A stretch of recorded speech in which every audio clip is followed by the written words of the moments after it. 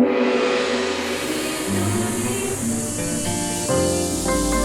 TV Channel 3, Jembatan Pencerahan. Untuk tenangkan hati dengan melodi untayan meditasi, senandung doa, doa jenana marga, rangkaian puja puji pada yang widi, rangkaian puja puji pada yang widi.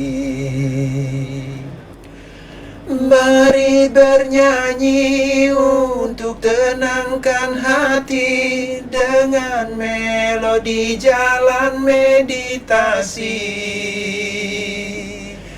senandung doa, doa jenana marga, rangkaian puja puji yang widi. Kita jumpa kembali di kanal YouTube Hai TV Channel 3 Jembatan Pencerahan. Nabi Orti, apa kabar? Semoga selalu rahayu dalam karunia yang hidup. Sengaja dipilih nada-nada wacana sebagai ilustrasi awal perjumpaan kita yang masih diwarnai berita dan anjuran menghindari pandemi. Selalu cuci tangan, keep distancing, tetap jaga jarak, tapi tetap berkarya, work from home. Seperti Hai TV Channel 3 yang akan selalu mengupdate tayangannya, berbagi tuntunan, berisi tatanan, memberi tontonan, guna meningkatkan kualitas rada dan bakti kita, karena Hai TV Channel 3, Jembatan Pencerahan. Bersama saya Diah Parisia, kita awali dengan Wartam Flash, dilanjutkan dengan acara menarik lainnya.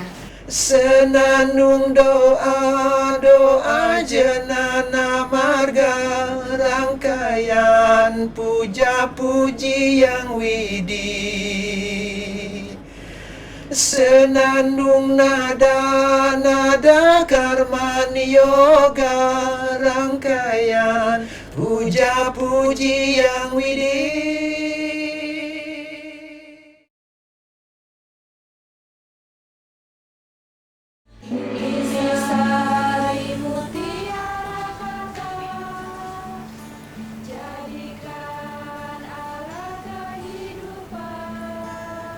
Kesabaran adalah matahari. Setia kirimkan sinar pada bumi hidup ini. Ketabahan bagaikan bumi. Keikhlasan adalah pertiwi. Dan ketulusan adalah Cahaya nurani. bahwa memberi hanyalah cara mengabdi pada pertiwi dan pada yang widi. Selamat memasuki Agustus, bulan Mahardika Paripurna, bulan mengabdi pada pertiwi.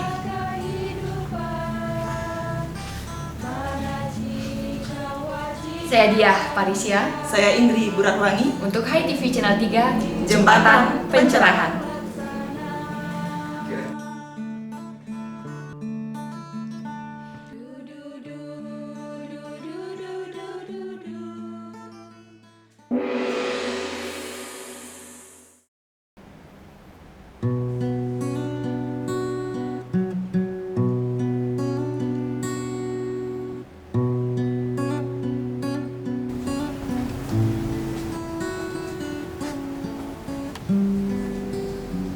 Pemirsa Hai TV Channel 3, kita jumpa kembali dalam program Taruh Permana, sebuah program yang dirancang khusus untuk menelisik lebih dalam bagaimana kebermanfaatan tanaman obat ataupun tanaman upakara dari sudut pandang Ayurveda atau lontar-lontar di Bali. Nah, kali ini saya telah ditemani Bli Sweka yang akan menguraikan tentang salah satu tanaman, ya, bagian dari rempah-rempah juga, memiliki kebermanfaatan yang sangat banyak pastinya. Ini disebut dengan kencur. Bahasa Balinya itu cukup dan dalam bahasa Latinnya disebut Kaempferia galanga. Seperti apa kemanfaatannya dalam pelaksanaan ritual di Bali? Mari kita simak setelah pesan yang satu ini. Acara ini disponsori oleh Galeri Bukuku, Mengemas Kata, Menata Aksara, Peace of Mind, Oase di pusat kota.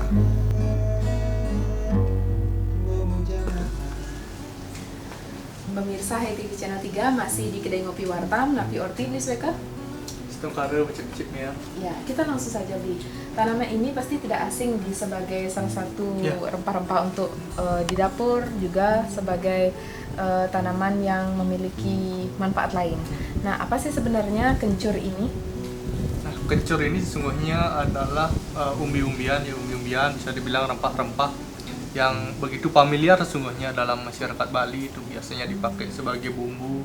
Nah, dan dalam keseharian masyarakat Bali ternyata kencur ini sering dipersonifikasikan dalam dongeng-dongeng, termasuk dalam karya sastra. Misalnya salah satunya ada karya sastra yang berjudul Lontar Udiat Mika Carita, itu adalah berbentuk geguritan. Dia sering pula disebut sebagai geguritan Jai Cekuh gitu. Jadi Jai dan Cekuh karena tokohnya adalah Jai dan Cekuh dan Tasik. Jadi bumbu-bumbuan dapur itu dipersonifikasikan sebagai anak seorang tokoh yang diceritakan dalam geguritan itu yang bernama Gunander gitu, yang tinggal di negeri bernama Endong Dapdapan. Nah, petualangan si Jai Cekuh inilah yang diceritakan hingga mencapai kesuksesan dan tantangan yang ada di dalamnya. Jadi dari bumbu dapur ini para pengawi dahulu terinspirasi untuk membuat semacam cerita mungkin. Nah, yang lebih khusus lagi, yang lebih filosofis lagi, itu bisa ditemukan dalam Lontar Dharma Caruban. Dalam Lontar Dharma Caruban, kencur atau cekuh ini menempati posisi hulu, bebungkilan hulu atau rempah-rempah posisi hulu dengan jahe. Kalau dalam masyarakat Bali kan ada konsep hulu teben. Nah, jahe dan cekuh menempati posisi hulu.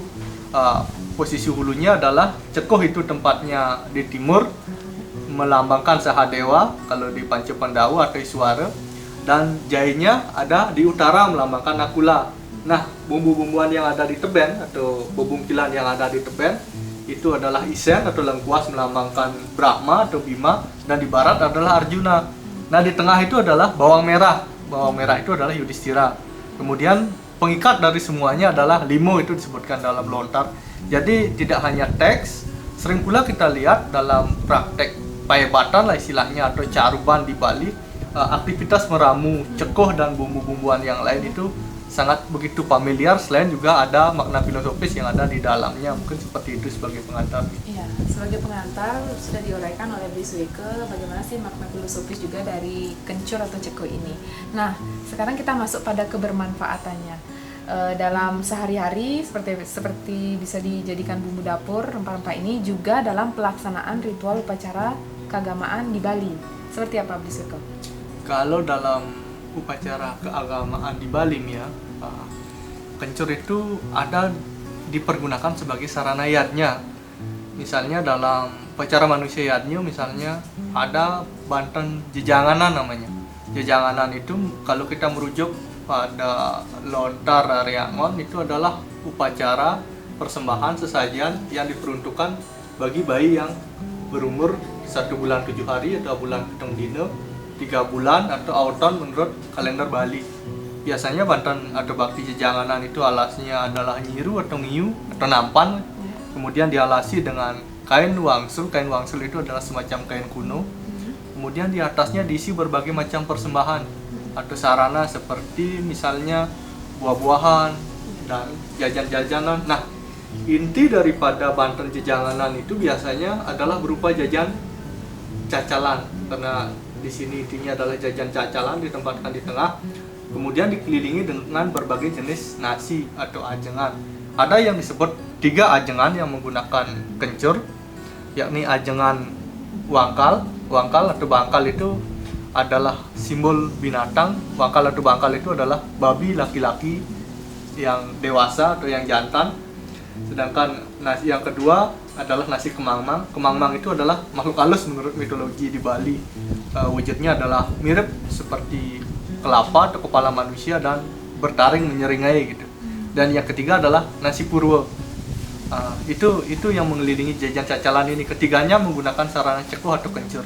Nah, dalam beberapa versi juga ditemukan penggunaan kencur itu menjadi salah satu bebungkilan yang dipergunakan dalam bakti catur atau santun. Itu yang beberapa contoh penggunaannya di Bali. Ya. Nah, Sweke, pemirsa HiTV Channel 3 juga ingin mengetahui apakah kencur ini memiliki kebermanfaatan juga di tengah situasi pandemi COVID-19, mungkin bisa sebagai ramuan atau obat balur, mungkin ada yang lain nih? Jadi secara tradisional ya, dulu kan belum ada corona nih. Iya. Kencur itu biasanya sangat efektif oleh orang-orang tua kita, digunakan untuk obat influenza, pilek, batuk dan sebagainya. Jadi sumbernya kan virus mungkin. Iya. Jadi menyebar lewat udara atau sentuhan seperti itu, atau droplet lah dulu. Jadi penularannya sama. Biasanya cekoh atau kencur itu dipanggang atau tidak dipanggang, kemudian dihancurkan dan dicampurkan dengan campuran-campuran yang lain seperti madu, garam dan sebagainya, kemudian diminumkan kepada penderita begitu. Barangkali kalau secara kimiawi ini berkaitan dengan kandungan utama kencur itu sendiri, dan namanya etil P-metoxisinamat. Jadi itu anti fungi, anti jamur, kemudian ada pula alkaloid seperti itu. Jadi sama antibakteri, anti fungi, anti inflamasi ya. Jadi dia bisa menguatkan kekebalan tubuh itu sendiri.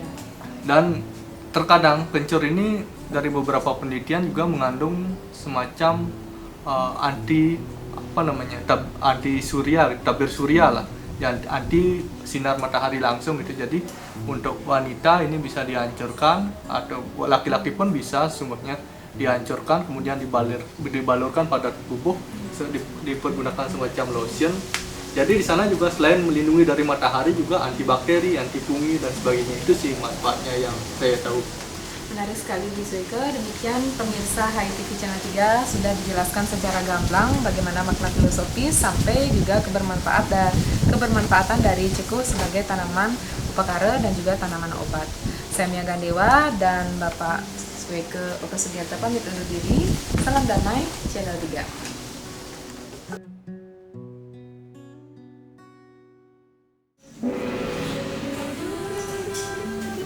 Keep distancing sebuah keniscayaan. Itulah anjuran untuk kesehatan. Memakai masker, selalu cuci tangan dan tetap jaga jarak. Tapi kendati fisik berjarak, biarkan hati tetap dekat bahkan tanpa jarak untuk Hindu Dharma bercahaya.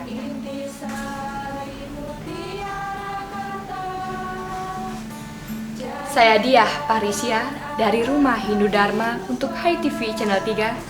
Jembatan Pencerahan.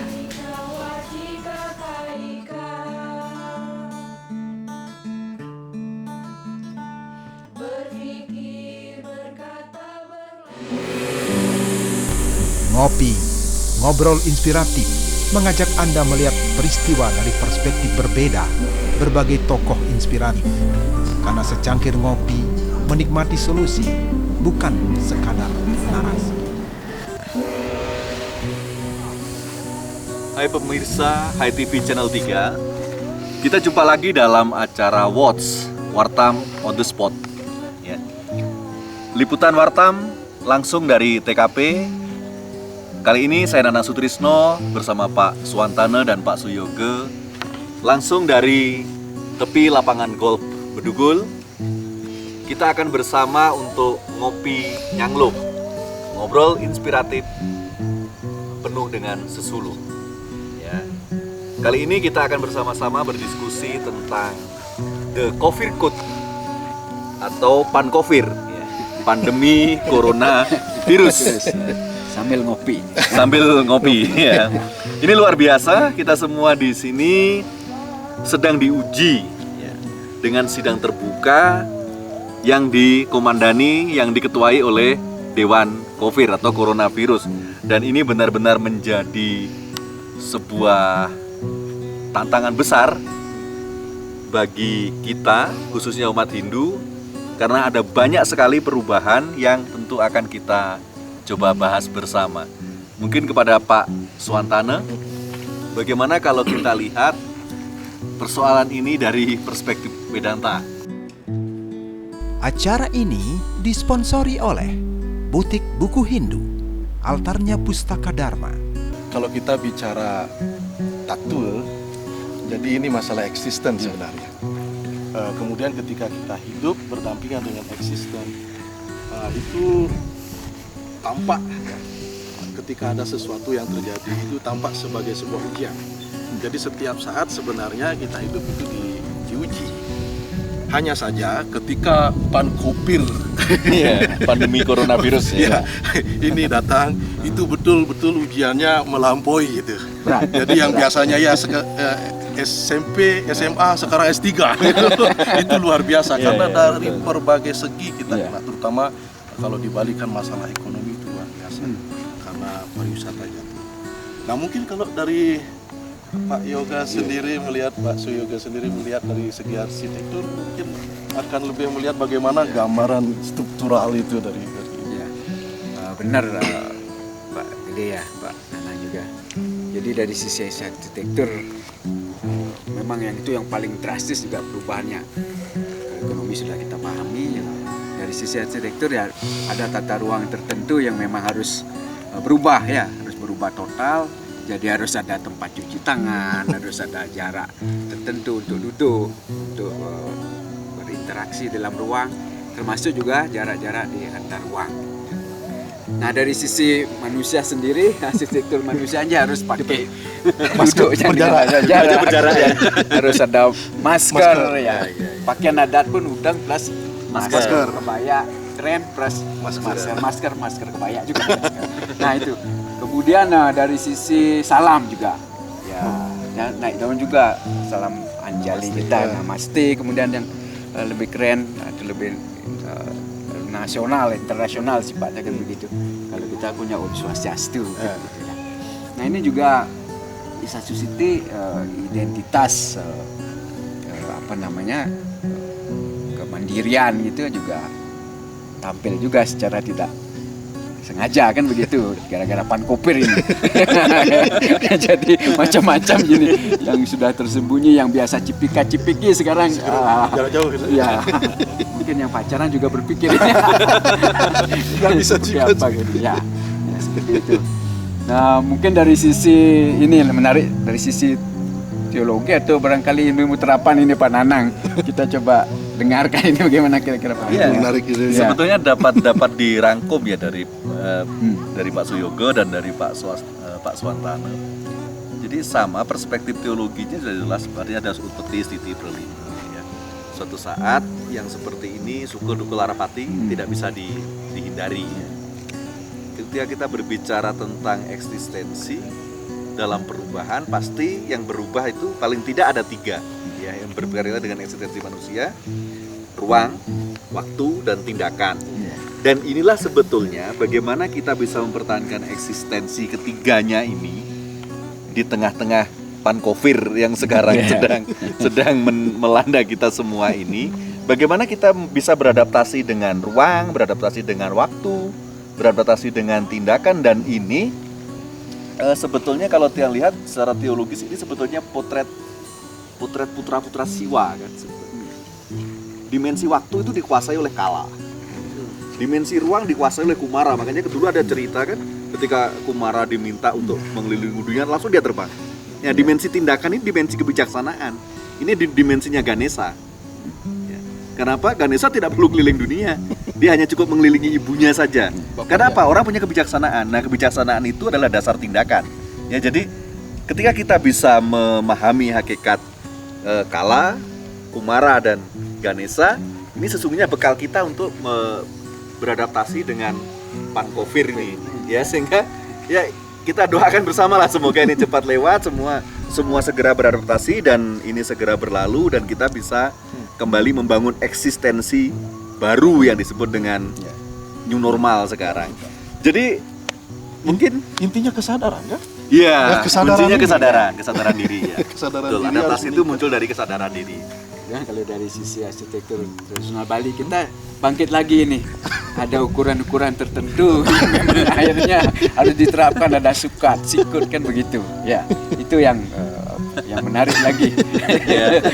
Mulai harus dibangkitkan kembali. Ternyata aspeknya banyak sekali. Iya, makanya itu tadi benar yang didapat oleh Pak Swantana. Jadi intinya bagaimana pankofir ini kita sikapi dengan membangun kesadaran. Dengan kesadaran itulah kita mampu beradaptasi dengan situasi sekarang dan segera bangkit. Ya, jadi begitulah pemirsa HiTV Channel 3. diskusi kopi nyangluh kita bersama Pak Suwantana dan Pak Suyoga. Ngobrol inspiratif tapi penuh dengan sesuluh. Jadi sampai jumpa di dalam acara-acara Hai TV berikutnya.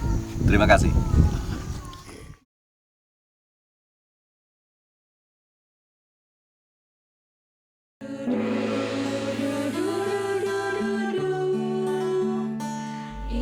Sebentar lagi, Manik, kata-kata.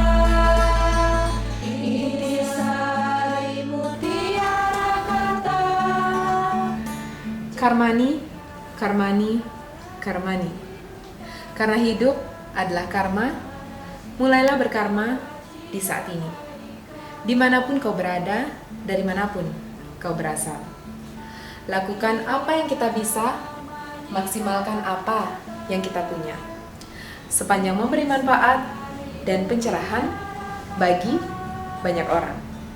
Saya Mia Gandewa untuk Hai TV Channel 3, Jembatan Pencerahan. Berpikir, berkata, berlaksana.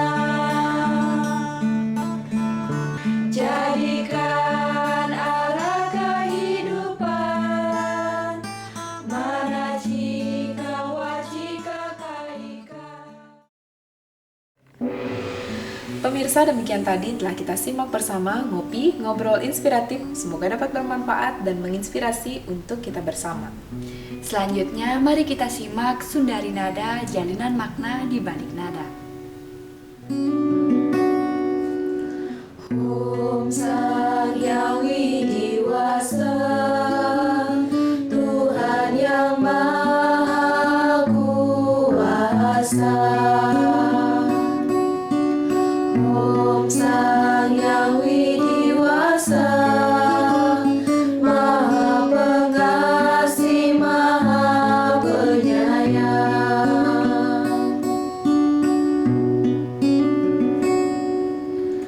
Om Sang Yang Widiwasa, Maha Esa, Maha Segala.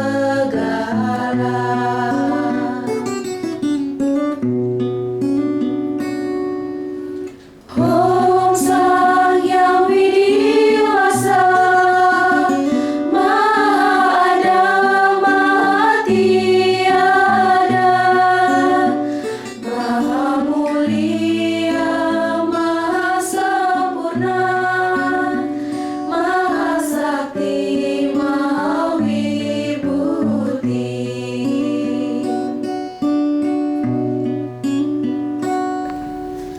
Om Sang Yang Pemirsa, demikian tadi telah kita simak bersama Sundari Nada, jalinan makna di balik nada. Semoga nada-nada wacananya dapat bermanfaat dan menginspirasi untuk kita bersama.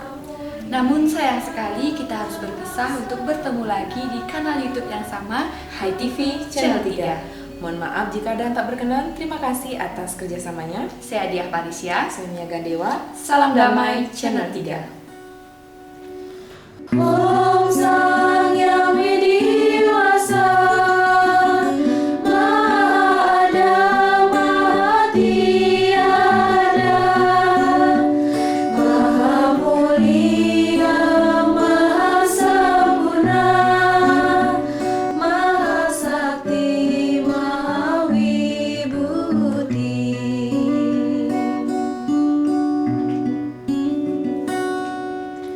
Om Sang Yang Widiwasa, Maha Esa, Maha Segala.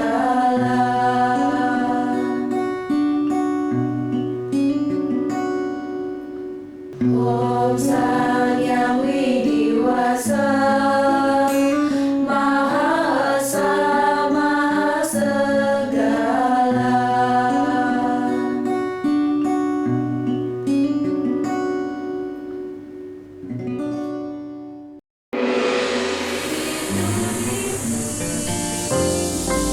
Hai TV Channel 3, Jembatan Pencerahan.